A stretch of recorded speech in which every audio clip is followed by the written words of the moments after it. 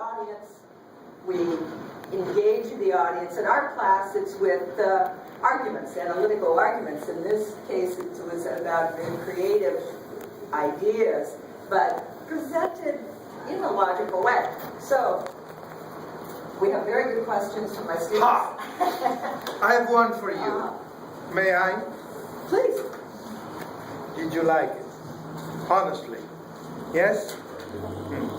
Is there anyone here who is going to buy or download Mahler's music next week? Who's curious enough to do it? Is it on YouTube? Yes, it's on YouTube. Yeah, it's you will find the lessons of Lenny Bernstein explaining. Who's curious of you listening to more? No one? No one is gonna try? Alright. I felt that it was a nice episode already. Yeah? How was it? It was really good. I just didn't look at it that way, honestly. I just kind of listened to it. Okay. But it's a good way to. You just first, even me and my wife, when we listen to Mahler's music, it really depends. You first listen, then you try to explain. At the beginning, you just let it flow through you, and it probably can tell you things that are different than the one that tells me. But, okay, I'm glad you at least enjoyed it. What the questions are? Fire. Well, we had many questions that I think the presentation answered. So many of you, I noticed, asked questions about how can music be a metaphor for love or a metaphor for death? Because there are no words in a symphony such as what we saw here. So, I can tell you one thing. And I can tell you one thing. You are a perfect metaphor why music works here. You are from different culture, different nationalities, different stories. But do you know that music is the second language of the planet? Because in every country there is music.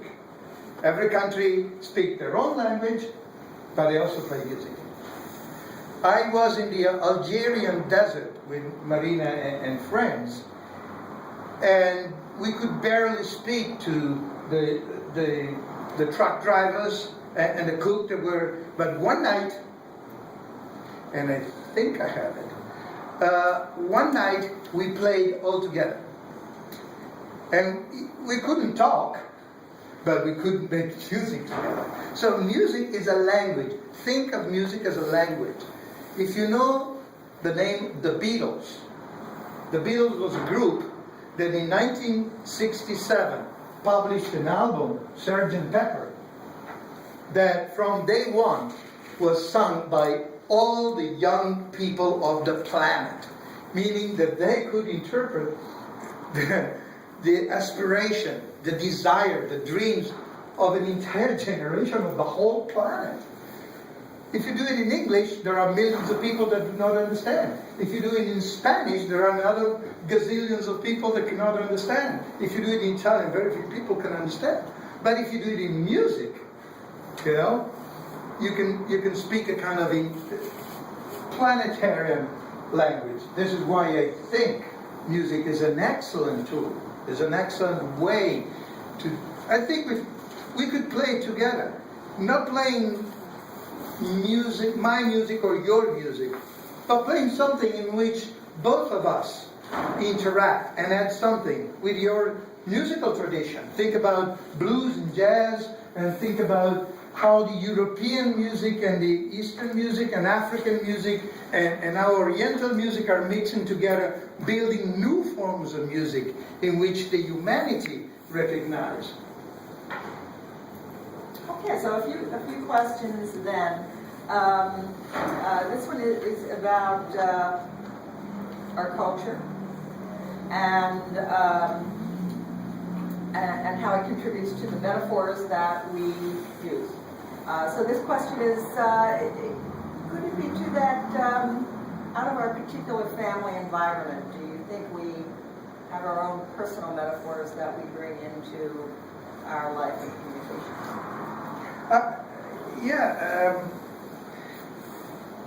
I'm telling you, after all, I'm telling you my story. I wanted to be a rock and roll player.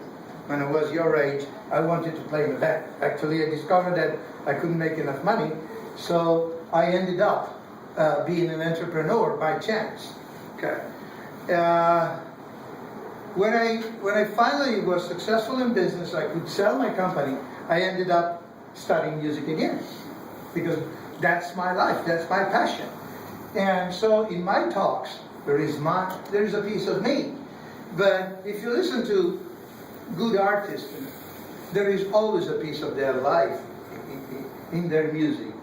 In a painter tells his world, what he saw, what through the passage in himself is transforming into the craft. You know, I think in this case you feel it very, very clearly that he was poor, that he had a problem with the family, that he suffered tremendously, but he found the energy to solve these questions, and this is why it's so. I want to say it's kind of a therapy. If you listen to Mahler's music, it's a kind of therapy. You feel desperate because you say, okay, everything is wrong. You know, Professor Allison just gave me a bad note, so I'm going to have my life upside down, and you feel desperate and you can do it.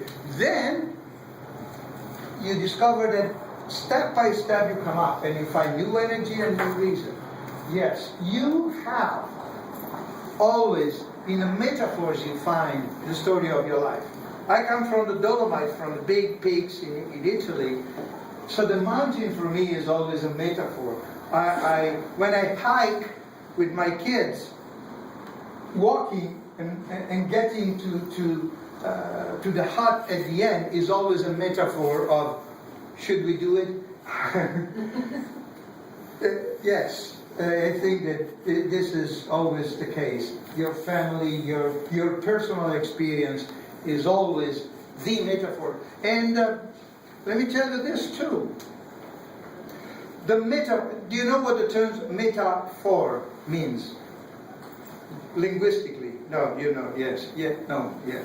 Who knows it? It comes from the ancient Greek. Meta, which means at the other side of the river or the street, and phero is the verb that means transport. So metaphero means transport from here to the other side. Okay? So what is a metaphor? It's something that transports an idea, a concept on the other side, from me to you. This is why I use this metaphor. It's a truck on which I load my idea and I try to transfer it to you. When does a metaphor work? When the same image that the metaphor recalls is good for me and you.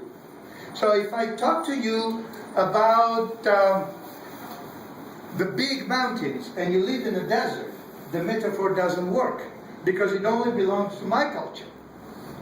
And if you have never seen a mountain, you don't know what you're talking about. So in talking, you have to find a metaphor that is good for both of us. You will see your own mountain, I will see mine. I don't care if it's the Grand Canyon or if it's Mount Rainier in state Washington or if it's my mountain, but we have a mountain in common. So the metaphor requires not only my culture, but starting understanding the culture of the person you have in front of you. Okay, very good. I'm sorry we don't have more time, but I just want to make a quick announcement on Wednesday. Instead of going to Conklin, as you normally would, we're going to meet in the lobby of the Dana Library. So we'll be having a session with Roberta Tipton, our research librarian, and she will be really schooling us on how to use the resources of the Dana Library, how you can log in from home and receive text electronically, and how you can use these in research papers. So I'll see you on Wednesday. And by the way, with the library, I'll send you a quick email Tuesday night as a reminder. And by the way, I'm on Facebook. If you look for Gigi, there is only one Gigi on the plane.